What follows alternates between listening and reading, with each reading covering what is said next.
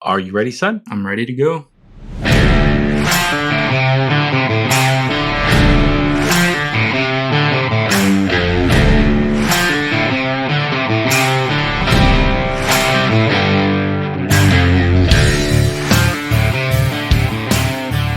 Hello.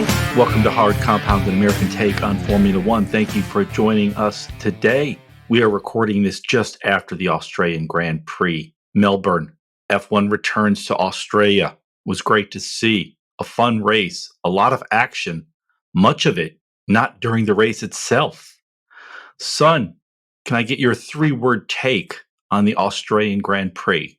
Yeah, I debated this for some time actually, but my three-word take is Leclerc extends lead. Like you said, there was a lot that happened that didn't necessarily take place in the race. And so, I considered trying to incorporate some of that into my three-word take, but I think the main focus was that Leclerc has full control over that Ferrari, and he looks like he's in a completely different league than anybody else, especially with Verstappen's reliability issues. It looks like nobody is even going to come close to him for a little while in this season. I mostly agree with you, but I want to have an alternate take. Because I do think Leclerc has been racing incredibly well this year. Last year, his signs just barely beat him out in points, if I remember correctly. But I think Leclerc spent that year learning as Ferrari was improving the pace, improving the reliability, and he sort of quietly spent the year learning. And we are really seeing the results of that. And Ferrari has a car that no one yet has been able to catch. Leclerc has just been on fire.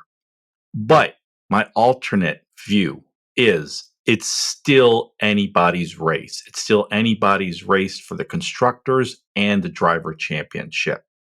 I mean, Mercedes has yet to put their best car on the grid, and they are in second place in the constructors. There's still 20 races to go.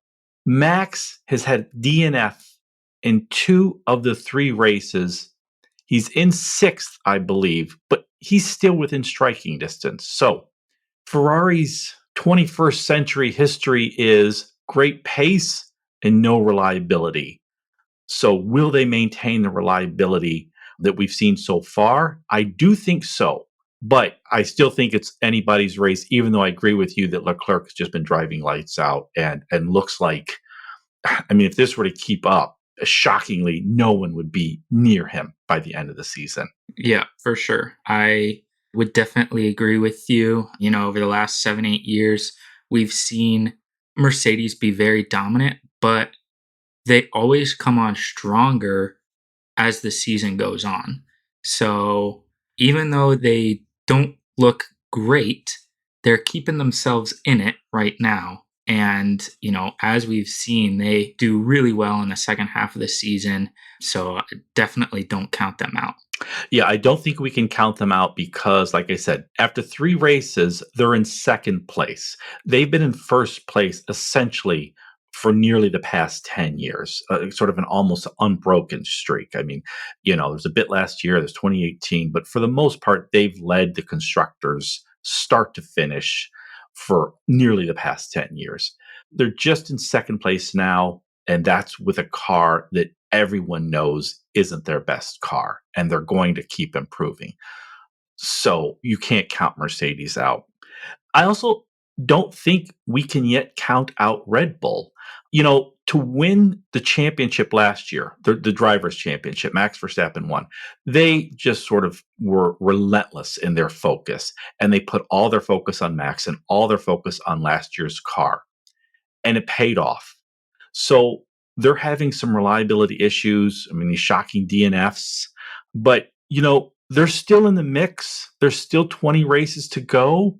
I mean, they had to take over for Honda. Honda exited at the end of last year. So they're also still in the mix, I think. I still think this is anybody's to win for both the drivers and the constructors. Yeah, totally agree. I mean, Red Bull, their pace, especially with Verstappen at the wheel, is there.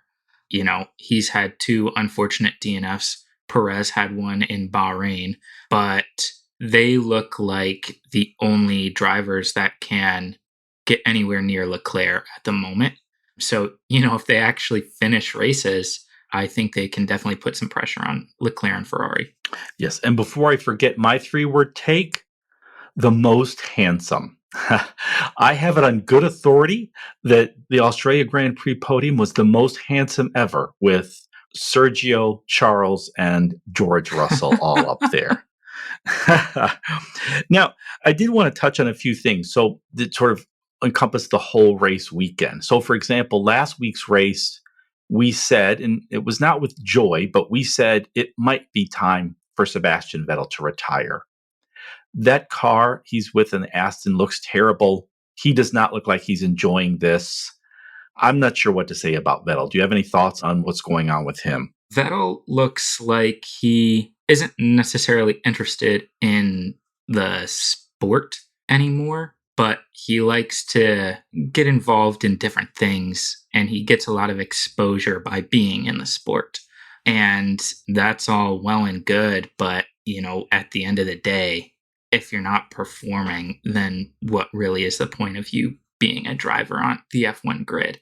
So I think, he'll probably try to stay in F1 as long as he can, but I think maybe come season's end, Aston will opt for somebody else. Yeah, they may part ways with him. Who knows? Maybe they'll take Gasly. Speaking of Aston, I believe it was last week's episode where I sort of thought Lawrence Stroll, the owner of Aston Martin, was like Jerry Jones. He's willing to spend whatever it takes. He's ready to hire, fire. He's going to do whatever it takes. But that's not a plan, and we're sort of seeing the results. This sort of, just like Jerry Jones, the owner of the Dallas Cowboys, has for 20 years spent as much money as anyone, hired and fired everyone, and the results are the same. They don't go anywhere. The team doesn't go anywhere.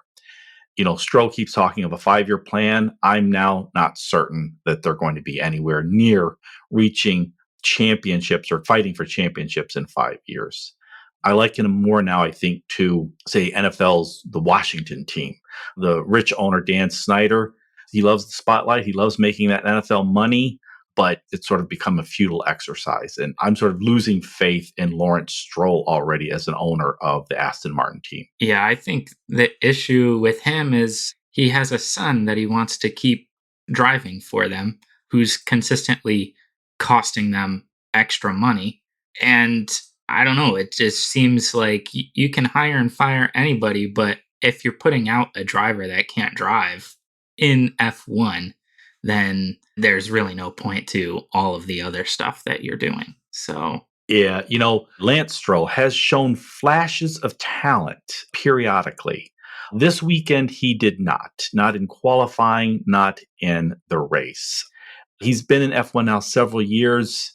He's taking up the seat because his father owns the Aston Martin team, but I'm not seeing him progressing. So, the sooner they can replace the son, which may not be replaceable, I think that's the first big step they're going to need to make. And unless they do that, then I'm not so sure. Like you said, it's unless he's replaced, they're not going anywhere. Yeah, it's funny. I think both Canadian drivers, Stroll and Latifi, are costing their teams more money than they're actually bringing in. So in that sense, it seems like an easy decision to, boot both of them and find another driver. Yeah, with Latifi especially because, I know his family's putting money into the Williams team, but year after year, he continues to disappoint. The only time he ever impacts a race is when he crashes, which is quite often. Now, speaking of crashes, Alonso looked like he was going to have a really good race.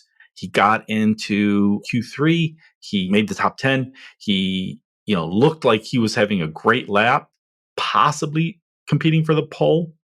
And then once again, the Alpine reliability snake bit him. What do you think of what Alonso did this weekend and or the Alpine team? Yeah, I think Alonso is consistently one of my favorite drivers to watch. He's still so exciting and aggressive, and he really pushes the limit of what he and his car can do. And that's just a lot of fun to watch. He looked great in qualifying until, like you said, he had a minor reliability issue and couldn't downshift going into a corner, which ultimately ended up putting him in the wall. But, I think Alpine sort of got the strategy wrong from the outset of the race for him, and sort of he struggled to find his way into sort of the top 5 or 6.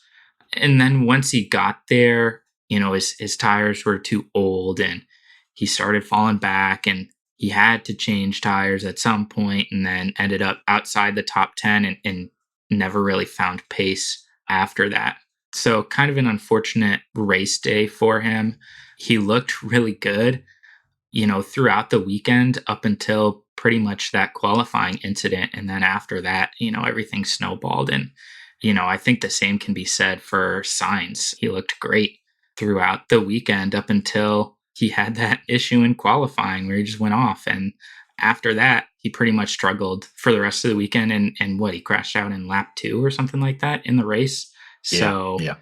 just two guys who had really good pace in Australia and ended up not really being able to capitalize on it. Yeah, not a good week for Sainz, not a good week for the Spaniards. Though, to be fair to Alonso, he looked great in qualifying. He had a good start at the race. So it was great to see Alonso doing so well on talent and being just as aggressive as he always has been. He just doesn't have the car. I'm sure Alonso's made a deal with the devil. Give me the most racing talent, please. And in return, though, he gets a crappy car. So, but you were talking about top 10. Why don't you give me your top 10 for the race? Who do you think 1 through 10 was best in Australia? 1 through 10, maybe my number one is a shocker. I have Alex Albon, number one this weekend. Wow. He came in 10th place in potentially the worst car on the grid. I mean, I think it's a toss up between Williams and Aston. What car is worse? And, he got a little bit lucky with some of the safety cars and things like that. But his pace was there. I mean, he started 20th back of the grid and ended up in 10th place in a Williams. I don't think there are many drivers on the grid that can do that. Yeah, no, you're right. Didn't mean to interrupt you, but I was hoping they would not call him in to pit because I was trying to think, when is the last time I've seen a car not pit? What's the penalty for that? I couldn't recall what the penalty was, and I just sort of wanted to see it play out, because he did every lap, I think, except the last one on those hard tires. Yeah. And I really was just sort of hoping they would never call him in for the obligatory pit, because I was like, let's see what happens. Yeah, that would have been funny. I'm sure he would have been disqualified from the race, but yeah, I was shocked that he ended up in 10th. And, his teammate Latifi did exactly nothing the entire race. You think back to the last few years, George Russell in that Williams would push it on Saturdays, but really didn't have good race pace and struggled to get anywhere near the top 10. And Alex Albon in his third race with that team finds the points. I think that's extremely impressive. Yeah, that's a great point, because as great as Russell was for Williams and those great Saturday qualifyings, he never had the pace during race day. And I think of those very rare occasions he got points at Williams, it was typically some crazy race where there were a lot of mishaps and crashes and so forth. This race was fairly tame by comparison, and you're right, Albon still went from 20th to 10th, so that was great. So who do you have as your second? Second, I think, is no surprise, Leclerc. We said it at the top. He's been far and away the fastest driver on the grid this season. He has looked extremely impressive and practically untouchable, aside from maybe Verstappen without reliability issues. But he, again, was extremely impressive.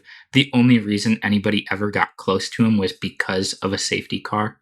He was pulling 5, 6, 7, 8 seconds out on Verstappen when he was still in the race, and, looked in control the entire race. He drove extremely impressively. Yeah, I have Leclerc as my top driver. for the totality of the performance he put in for the whole week and on race day. Although I'm willing to be talked out of that simply because as great a race as he had, on start and restart, I think Verstappen bested him. So there's something to be said for that. But for me, I've got Leclerc as my number one, and then Russell's number two. He beat Hamilton. It's only his third race officially as a Mercedes driver. And, he got on the podium and he beat Lewis Hamilton. So that's my one and two. So who do you have next? Nice. I have Russell third. Like you said, only his third race with Mercedes. He's looked good, even going up against Hamilton. His pace has been there. He seems a lot calmer in the car than Hamilton does, which I think is surprising given his age and experience versus Hamilton. And like you said, he got on the podium and is currently second in the Drivers' Championship. I don't know how much more you want from Russell so far this season. Yeah, I agree with all of that. And, it wasn't a good look for Lewis Hamilton. We heard on the radio his complaints to his team, and there was sort of the veiled implication that the team favored Russell over him. And I think for starters, it was not true. But I also think that, Hamilton is sort of implying that, he should get the top car, the top strategy. Russell should sort of, let up so Hamilton could pass and get that third spot on the podium. And that was not a good look for Lewis Hamilton this week. So it'll be curious to see how things transpire over the long season inside that Mercedes garage. My third is Perez. I've questioned Red Bull's decision when they brought him up, but he's been a steady, calm influence. He's keeping Red Bull in the mix. He got second, and he had an overall a solid race when Max Verstappen had again his second DNF. So I've got Perez in third. And then my fourth, I'm going to jump you because I have Albon for many of the reasons where you were suggesting earlier. He had that kind of quirky qualifying disqualification. And so he started at 20th, and he took a Williams car and got points with it from the 20th spot. And he did it on, like we said, almost the entire race on the hard compound. Yeah, I think those are really solid picks, sort of similar to my top 4 or 5. So I have Norris in fourth and then Perez in fifth. So Norris, I thought, did really well, showed more overall pace than his teammate Ricciardo. But I think overall, just really nice to see McLaren kind of figure it out for this race. The last two, they were really struggling, had a significant lack of pace, just no control over their cars. And this weekend, they really, stepped it up, put some pressure on Mercedes there, and worked really hard, got really solid points for the team. And I think Norris just, showed us a glimpse of what he was driving like last season and one of the best young drivers on the grid. So that was really good to see this weekend. And like I said, Perez fifth for me for many of the same reasons that you had said. Another solid drive. The Red Bull is pacey, but has reliability issues. Luckily for him, he didn't get struck with the same issue that Verstappen did. But second on the podium is no joke, and getting around the Mercedes drivers is not an easy task, and he was able to do it pretty well. So good for him. Yeah, with both. With Hamilton and Russell, he did that. So your top 5, Albon, Leclerc, Russell, Norris, Perez. Mine are similar. My top 5, Leclerc, Russell, Perez, Albon, Norris. And for Norris, for the same reasons you said, he had a solid weekend, a solid drive, pushing that McLaren as fast as I think it can go. Now, what are your 6 through 10?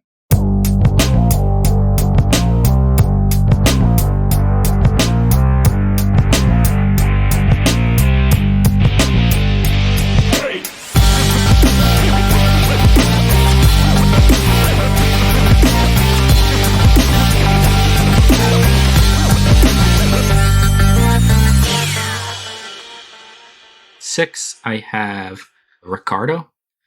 Pretty similar to Norris, just a touch off of his teammate's pace. Maybe if, they did a driver swap, he might have had a little edge. Who knows? but Norris was ahead of him for basically the entire race. And, I think both drivers drove pretty similarly. And Ricardo, I'm sure, was really happy to get a much better car under him for his home race than he's had the last couple of races. So good from him. I have Ricardo 6 also. Was hoping he would do better in Melbourne, his, back home, but expected he would not given that McLaren. But I also have him as 6. Nice. Yep. Then I have Hamilton in 7th. I think, he drove a pretty good race, got caught out a little bit with the safety car. I'm with you. I think a little bit of the whining and complaining needs to stop. It's the third race of the season, and he hasn't shown the overwhelming pace over his teammate to get any kind of, help, I guess. Obviously, he has, basically every possible record in F1, but, you still have to drive in order to, win a race or do well. I think the assumption that you're going to get preferential treatment is really unfortunate, at least from my perspective. I think he needs to do better and not rely on his team to give him a leg up. Yeah, I agree with you. But, he came in 4th, I think, so not a bad race from him. And I think I'm going to give Hamilton the benefit of the doubt. I think this was a one-off. I think he was complaining to his team. The assumption seemed to me that he believes George should let him by, and George Russell is not going to do that. But I think that was a one-off, and I'm expecting Hamilton to come back fighting, next race and the rest of the season. I bet he's already feeling bad about what he said. But interesting, we each have Ricardo at 6. You have Hamilton at 7. I have Bottas at 7 and Hamilton at 8. I think one of the biggest surprises of this season that no one else is talking about is that Bottas is out driving Lewis Hamilton. We never saw that when he was at Mercedes, but Bottas is really doing an impressive job there at Alfa Romeo, and he again gets points, and I think he's done a better job than Lewis so far this season. Maybe with the pressure off, of racing against Lewis Hamilton every week, it's sort of been liberating for him. But I think Bottas is doing a slightly better job, and so I have him as 7th and Hamilton as 8th. So who do you have as 8? Nice. I have Hamilton at 7 and Bottas at 8. Yeah, I think Bottas is doing really well this season in Alfa Romeo that I think very few people expected to do well at all. He's proving to us again why Mercedes signed him in the first place. He's a really solid driver. Unfortunately, we didn't get to see it throughout his Mercedes career. He was always played second fiddle to Hamilton. And whether that was a case of Bottas not being able to sort of live up to any kind of expectation we had for him going up against Hamilton, or if it was kind of a team orders thing or whatever, with all of that gone, he's been driving really well in that Alfa Romeo. So that's good to see. I am glad that he's doing well there and, really fighting for points and having some good midfield scraps. It's fun to see. It is. And who do you have in 9th and 10th? 9th and 10th, I have Ocon and Verstappen. So Ocon did well. Alonso seemed to sort of struggle a little bit with the strategy that Alpine put him on. And just, he showed a lot more pace than Ocon did, but I don't know exactly what happened to Alonso. It's just kind of some weird, quirky things that occurred in the race. And, he fell out of the points. Ocon, again, sort of in the shadows, but winds up in really good positions by the end of the race. He didn't do anything flashy, but he got really solid points for his team. So I have him 9th. Yeah, Ocon rarely shows anything flashy, but he's just so steady, so consistent. He's to me like a Valtteri Bottas. He's steady, he's consistent. He's not going to damage the car. He's not going to crash the car. He's not going to do anything foolish, and he'll somehow, with just a decent car, wind up in the points. And he did it yet again. Quietly got several points in another race. I had him as my 11th, by the way. So who do you have as 10th? So in 10th, I have Verstappen. Unfortunately, didn't get to finish the race. He looked like he was the only one that could even come close to matching Leclerc's pace. And even then, wasn't really all that close. But, he was miles ahead of anybody else until, he was struck with the unfortunate Red Bull reliability issues again. Overall, though, I thought his race and his weekend was really impressive. I mean, you can't really fault him for the reliability issues. So, even though he didn't finish the race, I have him as my 10th best driver. Nice. Yeah, I have him as ninth. We shouldn't punish someone if their car fails them, but I did think he had a very good race. I felt that he was maybe being a bit too aggressive or slightly reckless to sort of force that car to catch up to Charles and the Ferrari. But overall, a very good race, good start. It's just, once again, for the second time in only 3 races, the Red Bull failed him. So I have him in ninth. My 10th is Guan Yu Zhu. This is only his third race as an F1 driver. He, I think, just missed out to Albon. I think he came in 11th, so he missed out on the points, but he had a solid race. He's not doing anything stupid. He's, learning quickly, I think, and showing he belongs in F1. So I think Zhu deserves some credit. So I have him as my 10th. So you had in 6 through 10, Ricardo, Hamilton, Bottas, Ocon, Verstappen, and I had Ricardo, Bottas, Hamilton, Verstappen, and Zhu. Now, as I said earlier, this might be the handsomest podium in Formula One history with Charles Leclerc, Sergio Perez, and George Russell. But we like to also give a virtual podium. We like to hand out awards for the virtual podium. Anyone you think, any team, any non-driver, anything belongs on the virtual podium? Yeah, I think there are a few things this weekend that stood out and deserve to get a little bit of recognition. One is thankfully Alpine went back to their nice blue livery instead of that god awful BWT pink livery that they were sporting in the Middle East. So, I think just a sight for sore eyes, that Alpine blue. Yeah, Alpine, I thought, had the most beautiful livery last year. Not to take anything from Pink or from BWT, but it's not helped the look of that car.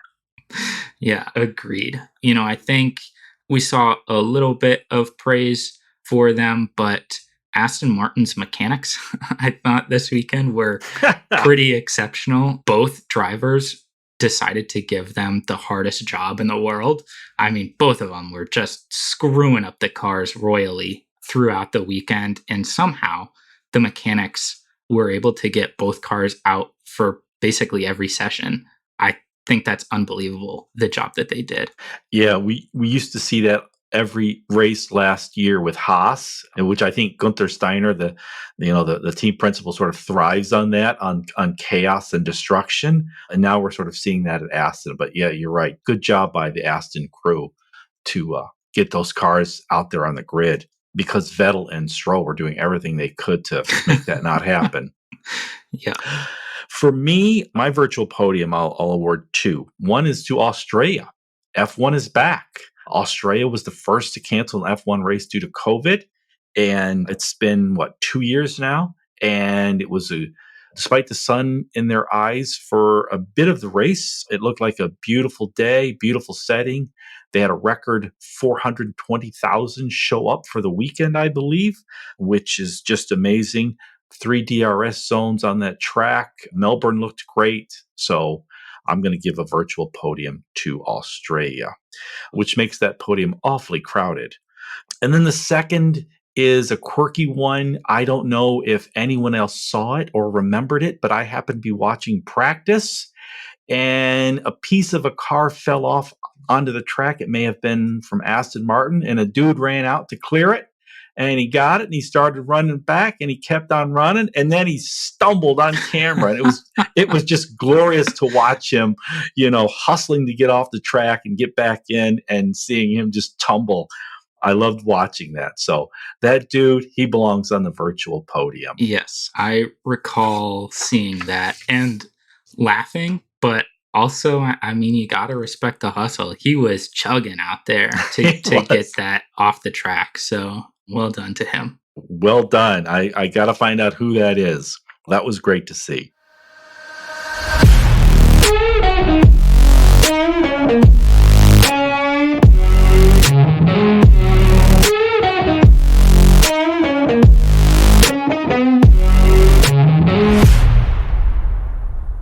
Okay, our next segment, Across the Line. This is where we give our predictions for the next race, who we think will show up in the top five. I'll do a quick recap. So, Across the Line rules. This is our predictions for the top five for the next race. The next race in this case happens to be Italy, Imola, in 2 weeks. Once a driver is taken, the other podcast hosts cannot take him. If your driver does finish in the top five, you get 1 point. If he finishes in the exact spot you had him, you get 3 points. So, Patrick, do you have the current standings? I do have the current standings. So we were pretty close, neck and neck, after 2 races. My 11 points to your 10. After this week, however, I pulled out a little bit of a bigger lead. I got 6 points this week to your 2. So I'm up 17 to 12 currently. Rough. I think I went all in on Red Bull for this week, if memory serves, and that did not help.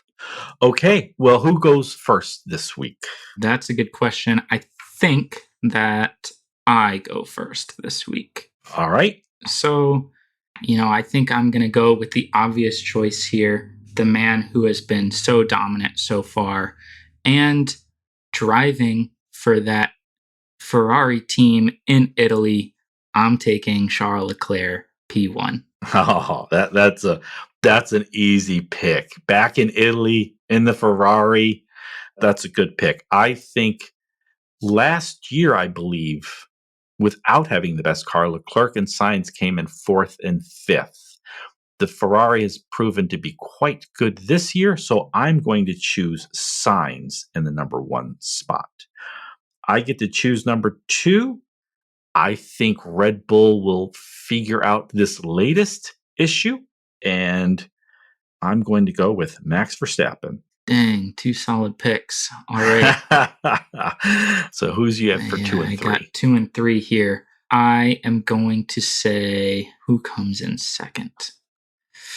Good question. I think Lewis Hamilton is going to be a man on a mission, and Mercedes is going to be as reliable as ever. And, they'll keep stepping up the pace. So I'm going to take Hamilton in 2. And then, we'll see how the Red Bulls do on reliability, but I think I'm going to take Perez in 3. Ooh, you got a solid 1, 2, 3. Leclerc, Hamilton, Perez. Wow.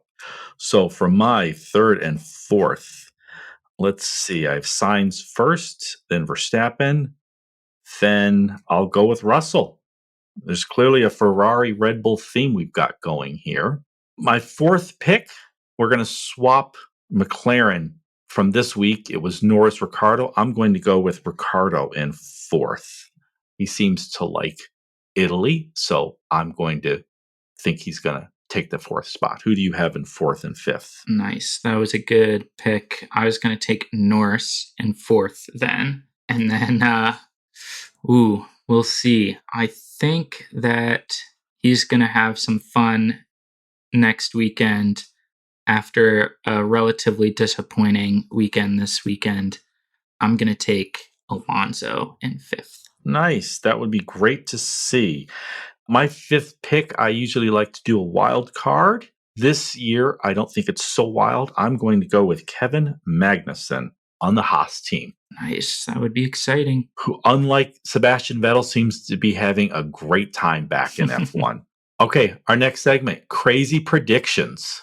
Our next race is back in Italy, Imola. It's in 2 weeks. And, by the way, I think that's the first sprint of the season. Yeah. So a lot could happen. Any crazy predictions? Yeah, lots of points up for grabs. Next race in Italy. I think my crazy predictions is just going to be about the Italian teams. I think the Italian teams are going to go crazy. do really well. I think 2 Ferraris on the podium. I think the Alfa Romeos and AlphaTauris, all 4 of those cars will get in the points. That would be great. That would be great, and the fans there would just love that. Yes, indeed. Mine, let's see. I'll do one that's not so crazy. I'm going to have a 1-2 Leclerc Sainz. Imagine that, Ferrari 1-2 in Italy. That would be great. Yes. Oh, that'd be amazing. I'm not sure the Italians show up for work bright and early on Monday mornings normally, but if this happens, they definitely will not. Probably won't show up for work at all. So my other crazy prediction, we'll do something really crazy. And despite what I said earlier, I think Hamilton is still fuming over not getting special treatment in the Mercedes garage, in his opinion. And he and Russell are going to tangle on the track, crash into each other, take each other out. No points for Mercedes. Which would be awful and just amazing all at the same time. Yeah, I think it would be, not that I necessarily want them to crash, but we didn't get the battles between Hamilton and Bottas that we got with Hamilton and Rosberg, and I kind of want that to come back. I want Hamilton's teammate to really push him to the edge and force some of the great driving out of him. And I think Russell is capable of that. And I really want to see that this season. I do too. I think Toto Wolff, the team principal there, is going to do everything in his power not to let that happen. But I don't think he can stop it. George Russell will not lay down. He's going to fight. He's not going to accept any orders that even suggests he give up pace to Hamilton. So I think this is going to be a real fun season to watch the Mercedes team. Well, that was a good chat, son. It was a fun race. I want to thank our listeners. You've been listening to everybody's most beloved father and son Formula One podcast, and we are Lights Out. See ya. Thanks for listening.